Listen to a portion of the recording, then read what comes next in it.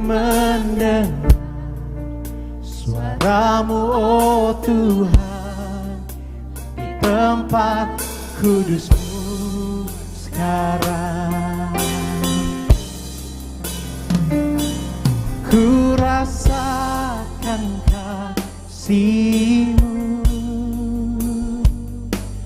dan indahnya kekudusan-Mu, penuhi dengan kasih-Mu,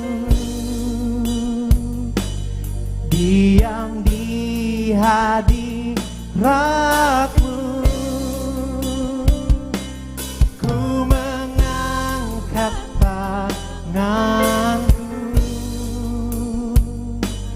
dan ku bersyukur menyembah-Mu, penuhi dengan kasih-Mu, diam di hadirat-Mu. Kami mau terus bersama Tuhan. Oke, temanya seperti yang bulan ini disampaikan, The Catalyst. Saya rasa sudah bahas banyak tentang The Catalyst, tapi saya mau ajak kita lihat Yeremia 29, jadi saya nggak bahas artinya apa. Saya rasa sudah tahu ya, sesuatu yang memungkinkan sesuatu terjadi, atau mempercepat sesuatu terjadi. Dan saya percaya setiap kita adalah orang-orang yang ditempatkan Tuhan untuk seperti itu. Kita adalah garam dunia, kita adalah terang dunia. Terang dunia maksudnya untuk membuat terang itu mungkin terjadi. Mempercepat terang itu terjadi di antara sesama kita. Saya mau ajak kita lihat Yeremia 29 ayat 1-14. Ya. Beginilah bunyi surat yang dikirim oleh Nabi Yeremia dari Yerusalem kepada tua-tua di antara orang buangan, kepada imam-imam, kepada nabi-nabi, dan kepada seluruh rakyat yang telah diangkut ya, ke dalam pembuangan oleh Nebukadnezar dari Yerusalem ke Babel. Itu terjadi sesudah Raja Yekonya beserta ibu suri, pegawai-pegawai istana, pemuka-pemuka Yehuda dan Yerusalem, tukang dan pandai besi telah keluar dari Yerusalem. Surat itu dikirim dengan perantaran Elasa bin Safan dan Gemaria bin Hilkia yang diutus oleh Sedekia, Raja Yehuda ke Babel, kepada Nebukadnezar Raja Babel. Bunyinya, beginilah firman Tuhan semesta alam, Allah Israel, kepada semua orang buangan yang diangkut ke dalam pembuangan dari Yerusalem ke Babel. Dirikanlah rumah untuk kamu diami, buatlah kebun untuk kamu nikmati hasilnya. Ambillah istri untuk memperanakan anak laki-laki dan perempuan, ambilkanlah istri bagi anakmu laki-laki, carikan suami bagi anakmu perempuan, supaya mereka melahirkan anak laki-laki dan perempuan, agar di sana kamu bertambah banyak dan jangan berkurang. Usahakanlah kesejahteraan kota kemana kamu aku buang, dan berdoalah untuk kota itu kepada Tuhan, sebab kesejahteraannya adalah kesejahteraanmu. Sungguh beginilah firman Tuhan semesta alam, Allah Israel, jangan kamu diperdaya oleh nabi-nabimu yang ada di tengah-tengah kamu, dan oleh juru-juru tenungmu, dan jangan kamu dengarkan mimpi-mimpi yang mereka mimpikan, sebab mereka bernubuat palsu kepadamu demi namaku. Aku tidak mengutus mereka, demikianlah firman Tuhan. Sebab beginilah firman Tuhan, apabila telah genap 70 tahun bagi Babel, baru aku memperhatikan kamu. Aku akan menempati janjiku kepadamu dengan mengembalikan kamu ke tempat ini. Sebab aku ini mengetahui rencana-rencana apa yang ada padaku mengenai kamu. Demikianlah firman Tuhan, yaitu rencana damai sejahtera dan bukan rencana kecelakaan, untuk memberikan kepadamu hari depan yang penuh harapan. Dan apabila kamu berseru datang untuk berdoa kepadaku, maka aku akan mendengarkan kamu. Apabila kamu mencari kamu akan menemukan aku. Apabila kamu menanyakan aku dengan segenap hati, aku akan memberi kamu menemukan aku. Demikianlah firman Tuhan. Dan aku akan memulihkan keadaanmu dan akan mengumpulkan kamu dari antara segala bangsa, dari segala tempat kemana kamu telah kucerai beraikan. Demikianlah firman Tuhan. Dan aku akan mengembalikan kamu ke tempat dari mana aku telah membuang kamu. Saudara, kalau kita baca firman Tuhan ini, maka ceritanya Yerusalem hancur waktu itu. Yerusalem sudah hancur, Bait Allah hancur, Israel dikuasai oleh kerajaan Babel. Ya, yang sekarang tuh Babel tuh apa sih? Irak. Alkitab bilang Yeremia 29 ayat 1-14 nih, yang ayat 2-nya. Ini terjadi sesudah Raja Yekonya serta ibu suri, pegawai istana, pemuka Yehuda, Yerusalem, tukang besi, pandai besi keluar dari Yerusalem. Mereka adalah orang-orang pintar, orang-orang pengusaha, mereka adalah pemuka-pemuka. Dan kenapa mereka yang dibawa duluan ke Babel? Karena waktu pemimpin-pemimpinnya diajak hidup sama-sama. Contoh saudara sekarang dari desa manapun saudara berasal, terus saudara dibawa ke Jakarta. Lalu saudara ada di Jakarta Selatan dan bahasa saudara mulai kayak Jaksel, anak-anak Jaksel. Waktu saudara ketemu teman-teman saudara akan membawa pengaruh itu. Sehingga anak-anak muda di kampung akan mulai merasa, wih gue juga harus belajar bahasa Inggris, kira-kira begitu. Karena apa yang terjadi sama leader-leadernya, apa yang terjadi sama tokoh-tokohnya itu cenderung diikuti, jadi tren. Nah ini yang dibuat sama Babel supaya Babel jadi tren.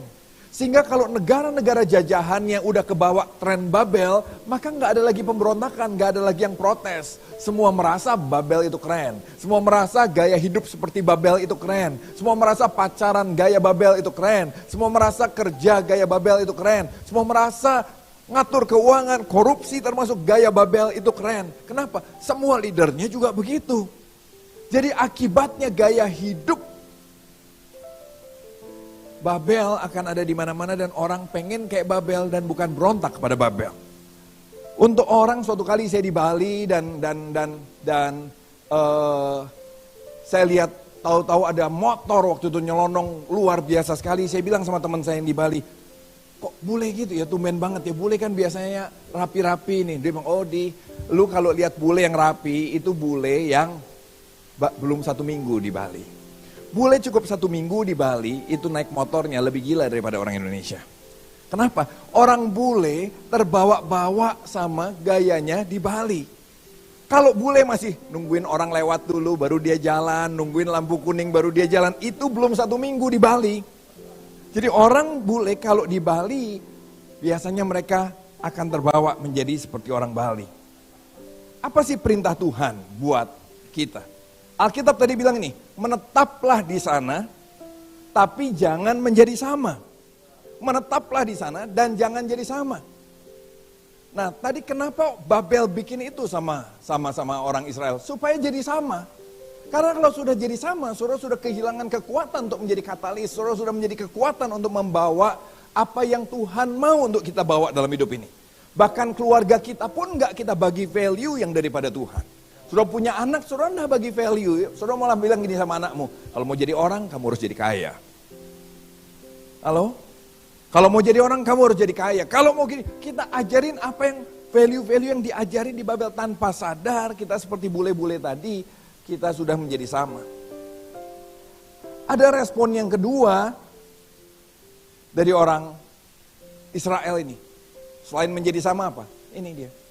Nah, mereka menolak, ini gambar Mazmur 137 meratap di sungai Babilonia. Ini gambar cerita tadi. Waktu Israel dibuang ke Babel, mereka kerjanya nangis karena bait Allah sudah hancur. Pengerja-pengerja yang biasa atur sound, yang biasa atur lighting, mulai gini, wah nggak ada gereja lagi nih, gara-gara nggak ada ibadah lagi. Terus kita kehilangan, terus gue ngapain dong? Gue bisa jadi singer, gue bisa jadi WL, gue bisa menjadi pendoa, gue bisa menjadi pengkhotbah, gue jadi asyir. Begitu nggak ada kayak kemarin pandemi, menurut saya bagus loh. Pandemi itu ngukur hubungan kita sama Tuhan, ngukur kehidupan kita dalam firman. Iya kan? Buat yang mengerti panggilan Tuhan, maka waktu pandemi kemarin kita nggak kehilangan apa-apa sih dalam arti gini. Kita bukan, waduh gue jadi nggak ada kesibukan pelayanan. Waduh, banyak sekali tetap pelayanan, cuma caranya yang berbeda. Setuju? Dan waktu balik lagi onsite, nggak bingung. Aduh, gue masih nyaman online. Enggak. Kenapa? Karena kita digerakkan karena panggilan Tuhan. Kita digerakkan karena kebenaran, bukan karena keadaan. Keadaan cuma membuat kita menyesuaikan aja. Nah, ini orang Israel meratap. Mereka kena, bait Allah hancur. Wah, kita mau nyembah di mana lagi? Kalau sudah baca mereka, kita disuruh nyanyi, tapi kita dihina-hina. Mereka merasa tidak bisa menyembah di Babel. Karena itu mereka dikagetkan dengan firman Tuhan ini. Sungguh beginilah firman Tuhan. Jangan kamu diperdayakan oleh nabi-nabimu yang ada di tengah-tengahmu dan oleh juru-juru tenungmu. Jangan kamu dengarkan mimpi yang mereka mimpikan. Kenapa? Kalau saudara seperti tadi, maka saudara akan mulai kupingnya sangat mudah dipengaruhi sama apa? Pendeta-pendeta yang mungkin bilang nih, Tuhan segera datang. Ya kan? Tuhan segera, Tuhan segera, kita mengharap. Karena kita enggak mau jadi berkat, kita nggak mau jadi katalis, dan kita mulai terpengaruh sama nubuat-nubuat yang bilang Tuhan segera datang dan semuanya. Sampai tadi dibilang begini, Tuhan bilang sini, setelah 70 tahun loh baru aku perhatikan kamu. Wih, lama banget dong, gue udah keburu mati dong. Oh iya. Tuhan mau bilang ini, aku enggak datang segera-segera loh. Dalam konteks ini ya. Terus gimana dong? Karena itu bangun kebun di situ ya kan, buat pekerjaan di sana. Tuhan bilang ini, menikahlah, punya anak lah yang sudah menikah, bangunlah keluargamu, jangan menikah lagi maksudnya kan, ya kan? Buat anakmu carikan jodoh dan semuanya, hiduplah di sana. Menetap tanpa jadi sama juga bicara bahwa gini, saudara dan saya, Alkitab bilang, dirikan rumah untuk kamu, diami, buatlah kebun untuk kamu nikmati, ambil istri dan seterusnya. Itu bicara juga begini loh, bukan kalau sudah menetap tanpa jadi sama berarti gini, hiduplah di sana tapi jangan sebagai turis. Amin. Banyak kita melayani sebagai turis. Coba kita lihat. Ya kan? Kita, yang penting foto-fotonya. Terus jadi cerita, kemarin kita ke desa loh, kemarin kita gini, kemarin kita ke panti asuhan loh, dan foto-foto. Itu pelayanan sebagai turis. Kemarin gue pelayanan ini loh, kemarin kita bikin ini loh, acara loh di kantor ini, kita bikin itu loh. Dan itu menjadi memori aja, menjadi kenangan yang bagus. Suatu kali, kalau kami di Bandung, saya terus mendorong supaya orang kalaupun mau dipanggilannya melayani anak-anak yatim, piatu misalnya begitu, jangan pindah-pindah panti asuhan. Tapi juga jangan pelayanan itu bukan mencari keuntungan sendiri. Ada banyak anak Tuhan yang melihat kotanya, melihat jiwa-jiwa dari sisi cuan. Berapa banyak keuntungan yang kita dapat, berapa banyak pelayanan pun kita lihat dari sana dan semuanya. Ini yang membuat kita nggak bisa menjadi utusan Tuhan di tempat di mana Tuhan tempatkan kita. Nah, kenapa kita cenderung jadi turis atau cenderung cari untung aja hidup ini? Halo, hidup kita di drive gini, di mana perusahaan yang paling besar saya bisa dapat uang. Di mana kota yang paling besar saya dapat untung. Nggak salah sih cari untung, nggak salah sih cari uang, tapi apakah itu satu-satunya drive buat kita? Atau gini, ada nggak rencana Tuhan sih buat kita? Saudara masuk ke perusahaan itu bukan sekedar ini yang memberi tawaran gaji paling tinggi buat saya, tapi selain itu juga gini, saya tahu ada rencana Tuhan di sini. Kenapa kita suka terjebak di situ? Karena ini. Karena sering kali kita merasa final destination kita itu ada di bumi ini. Kalau final destination kita memang di sini, maka itu yang kita cari. Keuntungan terbesar. Nah, final destination kita bukan menjadi berhasil di bumi loh. Bro, banyak orang ke gereja dan berpikir begini, gereja harusnya memperlengkapi kita untuk jadi berhasil di bumi. Itu bukan ujung perjalanan hidup kita. Final destination kita adalah hidup bersama Tuhan selamanya. Alkitab tadi bilang, suatu kali kamu akan dipulihkan. Suatu kali aku akan mengembalikan kamu ke tempat ini. Ke tempat ini itu mana? Tuhan. Apa sih yang Tuhan mau untuk kita buat? Tuhan mau kita menetap di sana. Kita jangan menjadi sama. Dan kita berdoa dan mengusahakan shalom buat kota di mana kita ada. Alkitab bilang ini, berdoalah dan usahakanlah shalom buat tempat di mana kamu aku buang. Buat apa? Babel. Orang Israel meratapi Babel, orang Israel mengutuki Babel, Tuhan bilang usahakan shalom. Shalom bicara apa? Damai yang luar biasa, berkat yang melimpah buat seluruh orang Babel. Lihat ini. Usahakan kesejahteraan kota kemana aku buang. Berdoalah untuk kota itu kepada Tuhan sebab kesejahteraannya adalah kesejahteraanmu. Yang Tuhan mau mulai sekarang coba kita lihat kota kita dan mulai berdoa dulu. Kantor kita, kompleks kita, berdoa apa yang berdoa untuk mengusahakan shalom buat mereka. Berdoa bicara mengasihi. Saudara enggak pernah berdoa buat yang tidak saudara kasihi. Kalau saudara enggak mengasihi kota ini, saudara enggak mengasihi orang Jakarta, saudara enggak akan berdoa buat Jakarta. Coba cek, Apa isi doamu sehari-hari? Ada enggak Jakarta betul-betul ada di doamu? Atau itu cuma seminggu sekali kalau di gereja? Ada enggak masyarakat di sekitarmu masuk dalam doa? Ada enggak orang-orang kantormu masuk dalam doamu? Karena itu yang Tuhan mau. Berdoalah buat mereka. Bicara apa? Mengasihi mereka. Saudara ini, untuk saudara bisa jadi berkat buat tempat di mana saudara ada, maka kita tidak bisa menghindari yang namanya kontekstualisasi. Katakan kontekstualisasi. Nah kalau saudara lihat ini adalah pendeta-pendeta yang top di daerahnya masing-masing. Sebelah kanan ini namanya Carl Lentz, nah itu dia. Pendeta Hillsong di New York yang boom sekali sampai jemaatnya siapa namanya si Justin Bieber, Selena Gomez, ya kan? Itu jemaatnya dia. Memang dia jatuh. Memang dia sekarang lagi nggak jadi pendeta gitu. Tapi yang saya mau bilang nih, buat saya menariknya dia apa? Dia berhasil dianggap selebritis buat jemaat yang selebritis. Nggak gampang loh saudara, kaum selebritis di New York nerima pendeta, ini pendeta keren banget.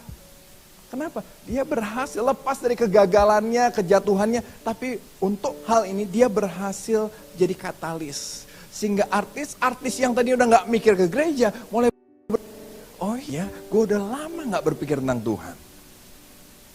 Kalau yang sebelah kirinya, ini pendeta terkenal di Afrika. Dia lagi praise and worship itu saudara. Nah kebayang nggak kalau ditukar yang Afrika ke New York, yang ke New York ke Afrika, gagal gereja. Pelayanan saudara dan saya tidak akan berbuah kalau kita gagal adapt to culture. Kita gagal adapt to the culture. Kita nggak bisa masuk dalam culture mereka. Pelayanan kita juga tidak akan berbuah kalau kita gagal menegakkan Injil buat culture itu. Tapi kita perlu mengabarkan Injil di tengah-tengah budaya yang mungkin memang masih menolak Injil. Caranya harus menyesuaikan, tapi esensinya tetap harus Injil. Apa yang harus kita buat? Kita perlu gini, kita perlu menyatakan kasih di tengah-tengah keegoisan yang ada. Kita perlu belajar tulus di tengah kelicikan yang ada. Kita harus akui, kita tidak punya kasih kok. Halo? Kita senang pelayanan, keliling panti asuhan sekali-kali, setuju? Kenapa? Ego kita yang dipuaskan. Kita merasa baik kan? Coba. Oh saya kemarin loh memberi makan pak. Kita satu tim memberi makan 200 orang. Wah, orangnya siapa aja nggak tahu. Yang kita tahu 200. Kenapa? Bangga 200 orang kita kasih makan. Kita memberi makan keegoisan kita. Yuk belajar untuk kita minta kasih di tengah-tengah keegoisan. Bukan dunia, diri kita aja sendiri. Kita nih egois, minta kasih memenuhi hati kita. Supaya kita nggak cuma egois.